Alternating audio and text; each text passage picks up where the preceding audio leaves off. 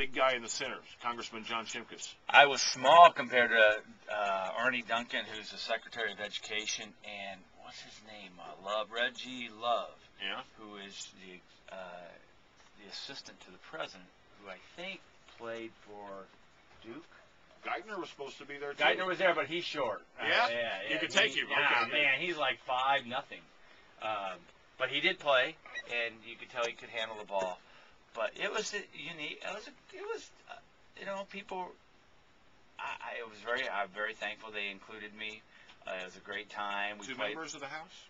11 members of the House, okay. 2 Republicans, myself and Jeff Flake, and then 9 others, and guys that I played with before. So it was a good group of guys. Well, you play in the House gym.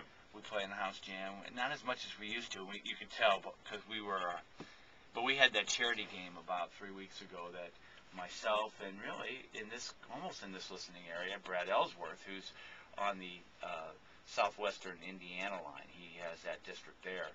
Brad's same age. We're both 51. He's a former sheriff, and he's tall. So you played with the Education Secretary, right. The Housing Secretary, the Right. Interior Secretary, the Treasury Secretary, Tim Geithner we referenced a while ago.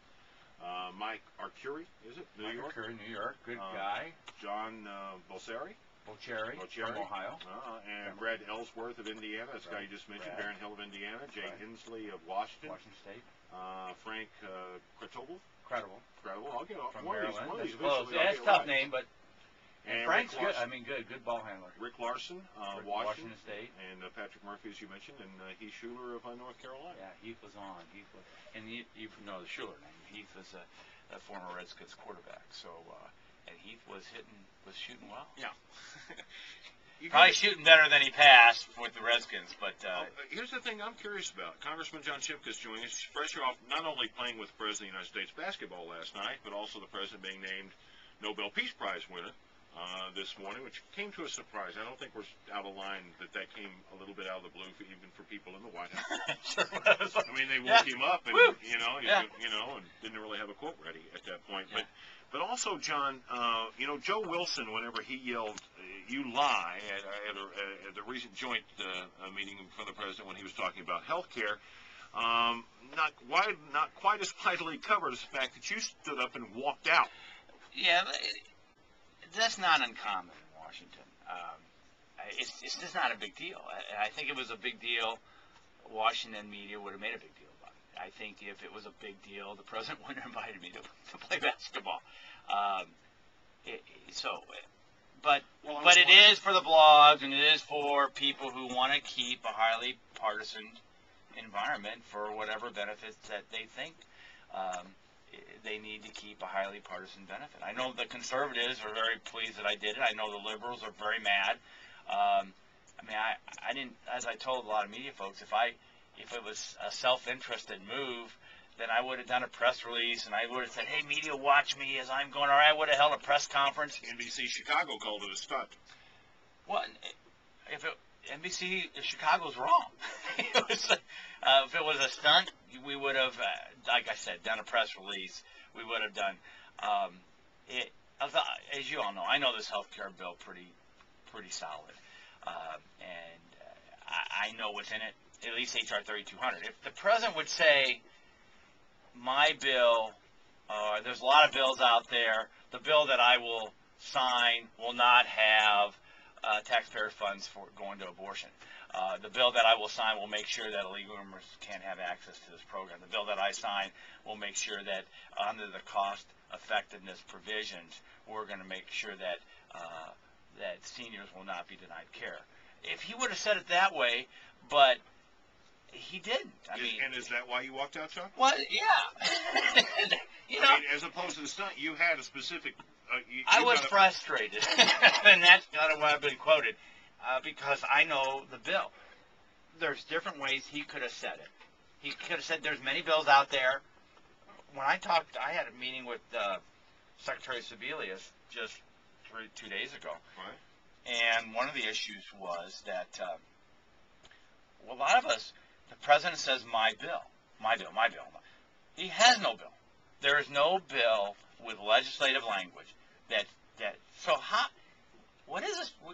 Our thing is, maybe we'll like his bill. Show us his bill. What is his bill? And that's part of the frustration. You just can't say these things and then have no supporting documentation.